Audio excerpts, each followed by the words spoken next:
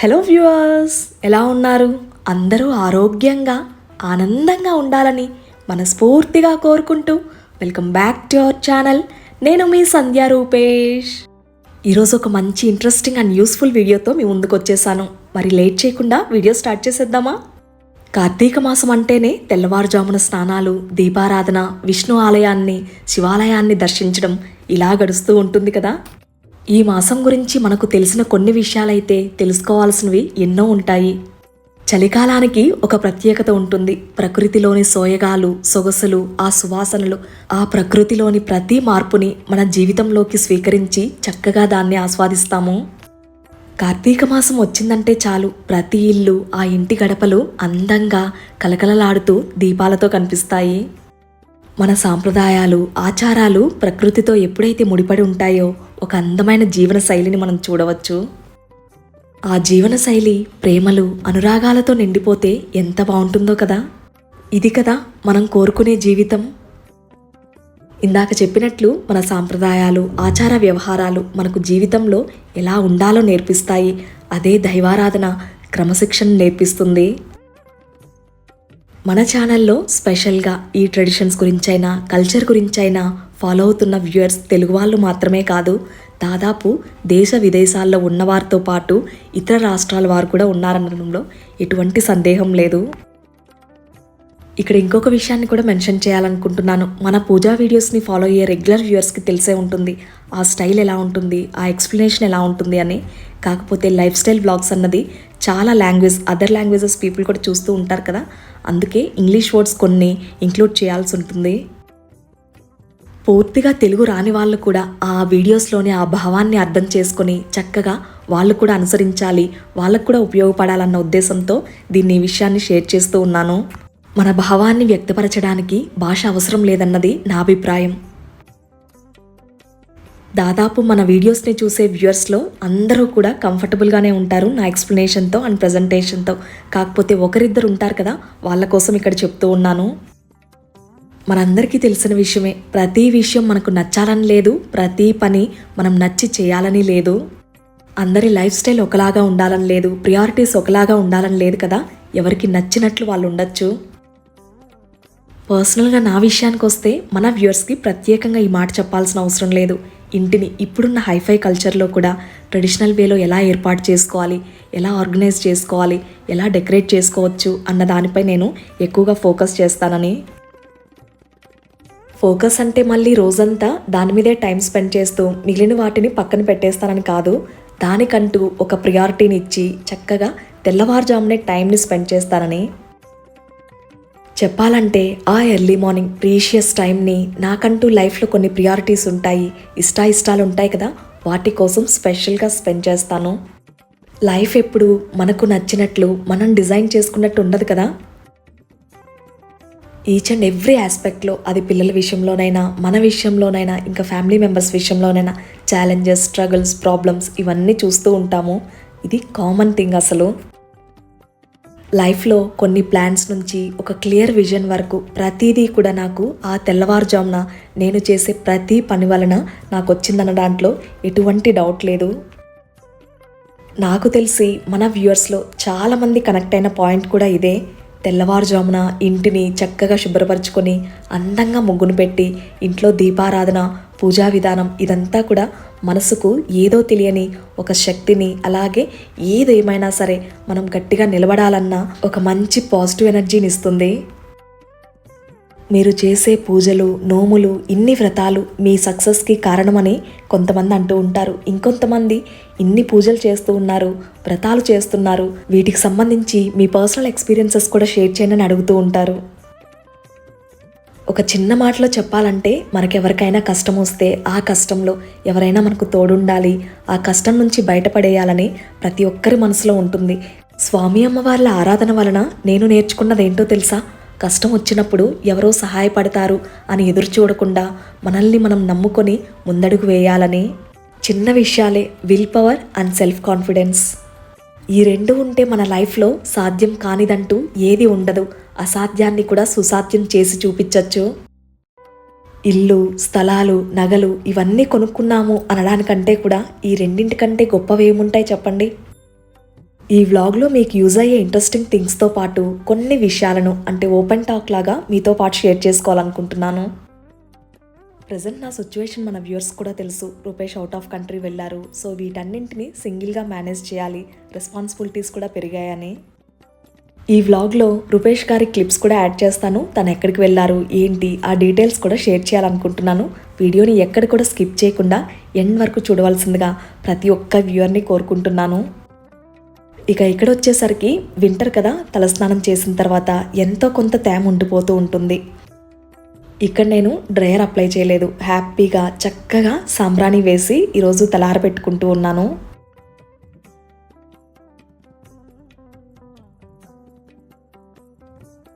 Self care అంటూ ఉన్నాను కదా, ఇందులో నేను ప్రియారిటైజ్ చేసుకుంది నా happiness and well being. Comparatively ముందు కంటే కూడా ఇప్పుడు నా రెస్పాన్సిబిలిటీస్ ఇంకొంచెం ఎక్కువయ్యానే చెప్పాలి. ఎలాంటి సిచ్యువేషన్స్నైనా ఈజీగా హ్యాండిల్ చేయగలిగే స్ట్రెంగ్త్ని నేను బిల్డప్ చేసుకోవాలి. వర్క్స్ ఉన్నా సరే వాటిని పక్కన పెట్టి నాకంటూ కొంత సెల్ఫ్ టైంని నేను ఎంజాయ్ చేస్తూ ఉన్నాను. నాకైతే ఆల్ టైమ్ ఫేవరెట్ ఇలా పీస్ఫుల్గా కూర్చున్నప్పుడు కుకు ఎఫ్ఎంలో ఏదైనా ఒక మంచి మోటివేషనల్ బుక్ వినడం. ఈరోజు నేను వింటున్న బుక్ ఏంటో తెలుసా? Ratan Tata the real meaning of simplicity. రండి మీకు కూడా వినిపిస్తాను. ఒక గొప్ప వ్యక్తి అని అనిపించుకునేలా మారారు. ఇలా మారడానికి కారణం ఆయన మీద ఆయనకు ఉన్న నమ్మకం. మొదట్లో వ్యాపారం చేయడానికి పనికిరాడు అన్నారు, కానీ చెప్పాలంటే కోకో ఎఫ్ఎంలో ఇలాంటి స్పిరిచువల్ కంటెంట్ బుక్సే కాదు, ఫినాన్స్, హిస్టరీ, హెల్త్ ఇలా చాలా రిలేటెడ్ కంటెంట్ బుక్స్ ఉంటాయి. ఫిక్షనల్ స్టోరీస్ని ఇష్టపడే వాళ్ళకి ఇది ఒక బెస్ట్ ప్లాట్ఫామ్ అని చెప్పొచ్చు. ఇంకా స్పెషల్గా మన సంధ్యా రూపేష్ ఫ్యామిలీకి కోకో ఎఫ్ఎం వాళ్ళు 7 డే ట్రయల్ ఆఫర్ని కూడా అందిస్తూ ఉన్నారు. ఇందులో మనకు నచ్చిన బుక్స్ని యాడ్ ఫ్రీగా ప్రీమియం క్వాలిటీతో వినొచ్చు. Kuku FM app download links అలాగే ఫీడ్బ్యాక్ లింక్స్, మీ కన్సర్న్స్ ఏవి ఉన్నా సరే అవి పాజిటివ్ అయినా నెగిటివ్ అయినా అందులో సెండ్ చేసుకోవచ్చు. లింక్స్ని డిస్క్రిప్షన్లో అలాగే ఫస్ట్ కమెంట్లో పిన్ చేస్తున్నాను, ఒకసారి చెక్ చేయండి. ఇప్పటి వరకు మన వ్యూవర్స్లో ఎవరైనా కోకో ఎఫ్ఎంని ట్రై చేయలేదని అనుకుంటే కనుక తప్పకుండా ట్రై చేయండి. కోకో ఎఫ్ఎంలో మన మనస్సుకు నచ్చింది వినొచ్చు. ఆల్మోస్ట్ రూపేష్ వెళ్ళి 1 వీక్ అవుతుంది. ఇక తను వెళ్ళారో లేదో వెంటనే 1 డేకే మొత్తం సిక్ అయిపోయాను. అసలు ఎంతలా అంటే వామిటింగ్స్ ఒకవైపు, డ్రౌజినెస్, వీక్నెస్ అంతా ఎక్కువ స్ట్రెస్ వలన అనిపిస్తుంది. అసలు ఆ పీరియడ్ గురించి చెప్పాలంటే మొత్తం ఒక్కసారిగా ప్రపంచమంతా ఆగిపోయినట్లు, అసలు ఏంటో బ్రీతింగ్ కూడా సరిగ్గా తీసుకోలేనట్లుగా అనిపించింది నాకైతే. మ్యారేజ్ అయ్యి ఇన్ని ఇయర్స్ అవుతుంది. ఈరోజు వెడ్డింగ్ యానివర్సరీ 23rd నవంబర్. ఈ 12 ఇయర్స్లో ఎప్పుడు కూడా యానివర్సరీని మిస్ అవ్వలేదు, అందులోనూ ఇంత లాంగ్ డిస్టెన్స్లో ఎప్పుడూ లేదు. సో ఇప్పుడు ఇండిగో ఎయిర్ ఫ్లైట్కి వెళ్తున్నాం అనమాట. సో సంధ్య వాళ్ళు వెళ్ళిపోయారు. So it's very tough moment for me. So check in వెళ్తున్నాం అనమాట. ఇప్పుడు చూస్తున్నారు కదా, ఇది టెర్మినల్ 2 ఎయిర్పోర్ట్.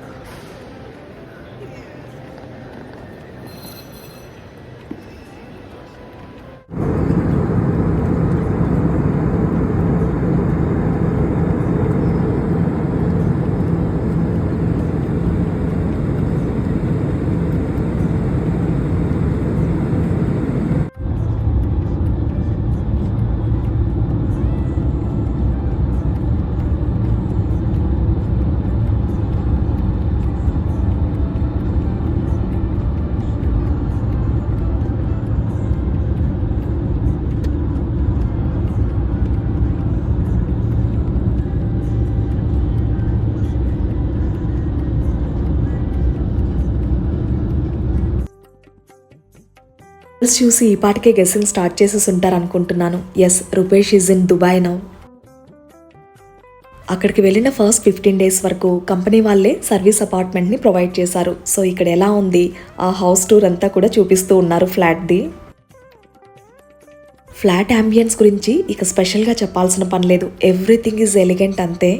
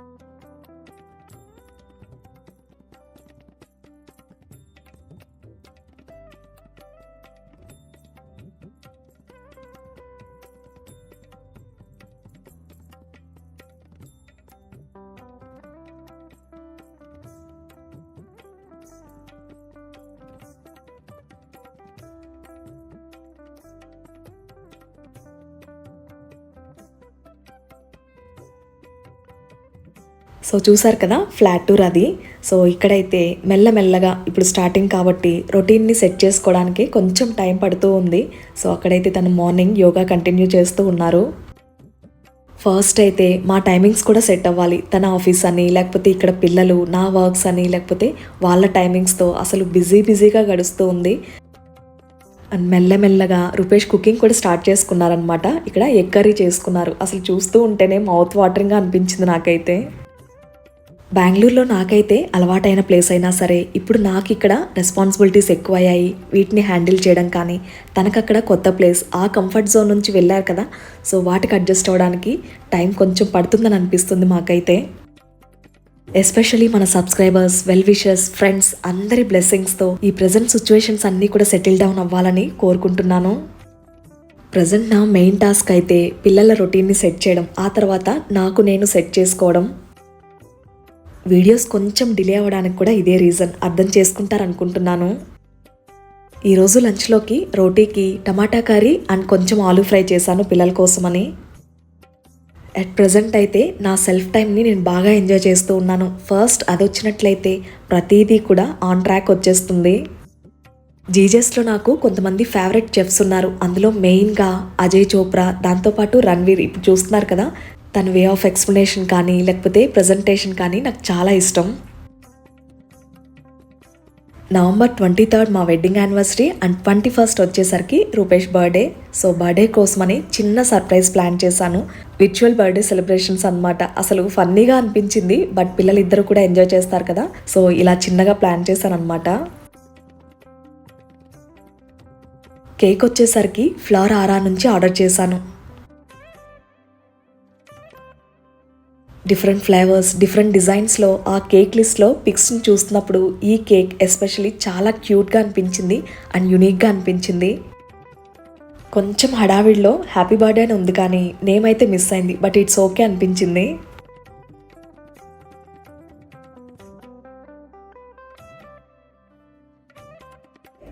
హ్యాపీ బర్త్డే నాన్న. హ్యాపీ బర్త్డే నాన్న.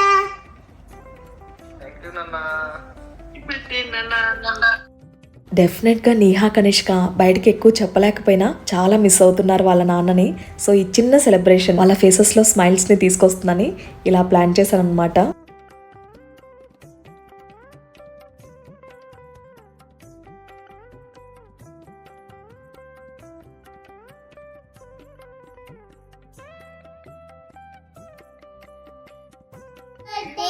హ్యాపీ బర్త్డే నాన్న.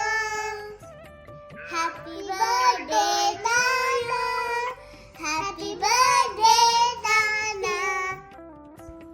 కేక్ కూడా చూస్తున్నారు కదా, మినీ కేక్ ఆర్డర్ చేశాను అనమాట పిల్లల కోసమే కదా అని. సో వాళ్ళైతే బాగా ఎంజాయ్ చేశారు అండ్ ఈ మూమెంట్స్ని కొన్ని పిక్చర్స్గా క్యాప్చర్ చేశాను. నీహా, కనిష్క అయితే చాలా ఎక్సైటెడ్గా ఉన్నారు అసలు చెప్పాలంటే ఆ సెలబ్రేషన్ మొత్తం కూడా.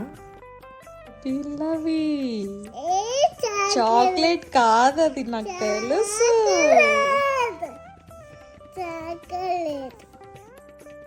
కనిష్క స్కూల్ నుంచి వచ్చిన తర్వాత కొద్దిసేపు పడుకోబెట్టడానికి ట్రై చేశాను, కాకపోతే నా వల్ల కాలేదన్నమాట. ఇంకా ఎక్కువ యాక్టివ్ అయిపోతుంది. సో ఇది కాదని ఏదైనా స్నాక్ లాగా ప్రిపేర్ చేద్దాము, వాళ్ళకి కొంచెం రెగ్యులర్గా చేసే స్నాక్స్ లాగా కాకుండా ఏదైనా కొంచెం డిఫరెంట్గా ట్రై చేయాలనిపించింది. సో ఫ్రిడ్జ్లో ఫ్రూట్స్ ఉన్నాయి. సో ఫ్రెష్ యాపిల్స్ తీసేసుకొని ఇలా స్లైసెస్ లాగా కట్ చేశాను ఫస్ట్ అయితే. మనం నార్మల్గా మార్కెట్లో దొరుకుతాయి కదా ఫ్రూట్ మిక్స్, కాకపోతే వాటిలో కొంచెం ప్రిజర్వేటివ్స్ కానీ షుగర్ కంటెంట్ ఎక్కువగా ఉంటుంది. సో న్యాచురల్ వేలో మనమే ఎందుకు ప్రిపేర్ చేయకూడదు అని అనిపించింది. సో ఇలా స్లైసెస్గా కట్ చేసిన యాపిల్స్ని డీహైడ్రేటర్ అగారో వాళ్ళది ఉంది, స్టాక్స్గా మనకు ఆ ట్రేస్ వచ్చి ఉంటాయి కదా, వాటిలో ఫ్రూట్స్ కానీ వెజిటేబుల్స్ కానీ మనకు నచ్చినవి దాంట్లో ఆర్గనైజ్ చేసేసుకొని డీహైడ్రేట్ అయిపోతాయి.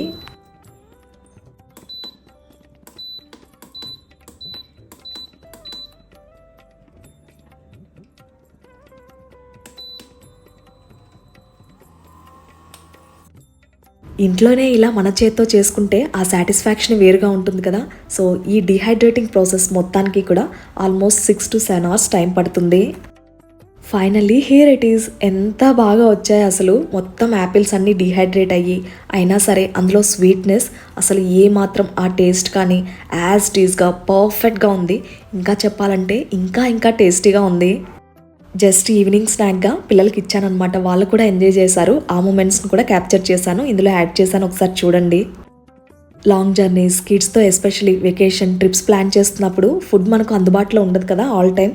సో అలాంటప్పుడు ఫ్రూట్స్ అండ్ వెజిటేబుల్స్ని ఇలా డ్రై చేసేసుకొని క్విక్గా ఇన్స్టెంట్గా ఫుడ్ని ప్రిపేర్ చేసుకోవచ్చు. ఇలా ఓన్లీ యాపిల్సే కాదు, మిక్స్డ్గా మనం పైనాపిల్ కానీ స్ట్రాబెర్రీస్, కివి ఇలాంటివి కూడా ట్రై చేయొచ్చు. చాలా టేస్టీగా ఉంటాయి.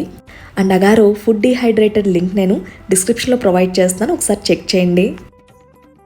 మార్నింగ్ టైం అరౌండ్ 6:15 అవుతుంది. ఇంట్లో పూజ అయింది. అండ్ యాజ్ యూజువల్గా నేహా లేచి రెడీ చేయించి తనకి బ్రేక్ఫాస్ట్ అవి ఫినిష్ చేయించి డ్రాప్ చేసి ఇక ఆ తర్వాత కొద్దిసేపు అలా రిలాక్స్ అవుతూ ఉన్నాను. ఈరోజు గుడికి వెళ్ళాలనుకుంటున్నాను. కార్తీక మాసంలో అస్సలు వీలు కుదరలేదు నాకైతే. ఈ బిజీ స్కెడ్యూల్ వలన రూపేష్ వెళ్ళడం, ప్యాకింగ్ అన్నీ హడావిడి ఉండిపోయాయి కదా. సో ఇప్పుడైతే రిలాక్స్డ్గా కొంచెం నాకంటూ కొంత పీస్ఫుల్ మార్నింగ్స్ని సెట్ చేసుకుంటూ ఉన్నాను. ఆ గ్లిమ్స్ని ఇక్కడ షేర్ చేస్తూ ఉన్నాను. మార్నింగ్ నీహాన్ డ్రాప్ చేసిన తర్వాత పాలు తీసుకువెళ్తూ ఉన్నాను అభిషేకానికి. ఇక్కడ చూస్తున్నారు కదా, బ్రౌనీ నా వెంబడే వస్తుందన్నమాట. టెంపుల్ వరకు వచ్చింది, దాదాపు సగం దూరం అయితే. సో అమ్మవారికి, స్వామివారికి అభిషేకం చేసి మిగిలిన కొన్ని పాలను తీసుకొచ్చి బ్రౌనీకి వేశాను. చాలా హ్యాపీగా ఉంటుంది రోజు తనతో కొంచెం టైం స్పెండ్ చేయడం. పిల్లల్ని డ్రాప్ చేసి వచ్చేసరికి కొంచెం లేట్ అయింది కదా, అమ్మవారి అభిషేకం అయిపోయింది. ఇక్కడైతే శివలింగానికి, అలాగే లక్ష్మీ అమ్మవారి విగ్రహం, పంచముఖ గణపతి వీటన్నింటికీ కూడా చక్కగా అభిషేకం నిర్వహించుకున్నాను. ఆ నవరాత్రులు 10 రోజులు కూడా అందంగా అమ్మవారి అలంకారాలు, పూజలు చూశారు కదా. ఆ గుడిలోనే చక్కగా ఈ కార్తీక మాసం అంతా కూడా కార్తీక సోమవారాలతో పాటు కార్తీక శుక్రవారాలు కూడా చక్కగా దీపారాధన, కార్తీక దీపాలను వెలిగిస్తూ చాలా అంటే చాలా వైభవంగా జరుగుతూ ఉంటుంది. కాకపోతే నాకున్న పనుల వల్ల వెళ్ళడం కుదరట్లేదు. పిల్లల పనులు కూడా ఇంపార్టెంట్ కదా. సో ఆ ప్రియారిటీస్తో వెళ్ళలేకపోతూ ఉన్నాను. కానీ ఈరోజు అసలు చాలా రోజుల నుంచి అనుకుంటున్నాను టెంపుల్కి వెళ్ళాలని. ఈరోజు ఇలా నాకు కుదరడం నిజంగా చాలా అంటే చాలా హ్యాపీగా అనిపించింది. అమ్మవారికి అప్పుడే అభిషేకం అయింది. ఇక అలంకారం మొదలుపెట్టారు. చక్కగా అమ్మవారిని దర్శించుకొని దండం పెట్టుకొని ఇక వెళ్తూ ఉన్నప్పుడు అసలు శివలింగాన్ని, అమ్మవారి విగ్రహాన్ని చూస్తూ ఉంటే ఆ సూర్యకిరణాలు వాటిపై పడుతూ ఉంటే ఎంత అద్భుతంగా అనిపించిందో. ఎంత బాధున్నా సరే స్వామి అమ్మవారిని చూస్తే చాలు మనసంతా తేలికైపోతుంది. ఈరోజు ఇంటి ముందు ఇలా కమలం ముగ్గును వేసుకొని చక్కగా అగరబత్తి ధూపాన్ని చూపించి పూజన చేసుకున్నాను. కార్తీక మాసంలో విశేషంగా ఆలయ దర్శనం తెల్లవారుజామున చాలా అద్భుతంగా ఉంటుంది. ఇలా గుమ్మం దగ్గర ధూపాన్ని వేసి ఇల్లంతా కూడా ధూపం వేసుకుంటే తెల్లవారుజామున అసలు ఎంత మంచి పాజిటివ్ వైబ్స్ ఉంటాయో నా మాటల్లో చెప్పలేను. సో ఈ వర్క్స్ అన్నీ అయ్యేలోపు కనిష్కాన్ లేపి రెడీ చేసి ఇక్కడ స్కూల్కి టైం అయింది. సో తనని తీసుకెళ్తూ ఉన్నాను. ప్రతి ఒక్కరికి ఉండే రెగ్యులర్ వర్క్సే ఆ రొటీన్ని కూడా యాజ్ యూజువల్గా కాకుండా కొంచెం డిఫరెంట్గా అండ్ ఎంజాయ్ చేస్తూ చేయడానికి నేను ట్రై చేస్తాను. ఈరోజు యానివర్సరీ అని నిన్న నైట్ ఒక షార్ట్ వీడియో పోస్ట్ చేశాను. చాలామంది విషెస్ పంపించారు, వెడ్డింగ్ యానివర్సరీ విషెస్. ప్రతి ఒక్కరికి కూడా పేరు పేరున స్పెషల్గా థ్యాంక్స్ చెప్పుకుంటున్నాను. మీ ఆశీర్వాదం మాపై ఎల్లప్పుడూ ఉండాలని మనస్ఫూర్తిగా కోరుకుంటున్నాను. సో చూసారు కదా, ఇది ఇవాల్టి వీడియో. మీ అందరికీ నచ్చిందనుకుంటున్నాను. అలాగే ఉపయోగపడాలని, అందరూ బాగుండాలని మనస్ఫూర్తిగా కోరుకుంటూ మళ్ళీ మీ అందరికీ ఉపయోగపడే ఒక చక్కటి వీడియోతో మీ ముందుకు వస్తుంది మీ సంధ్యా రూపేష్.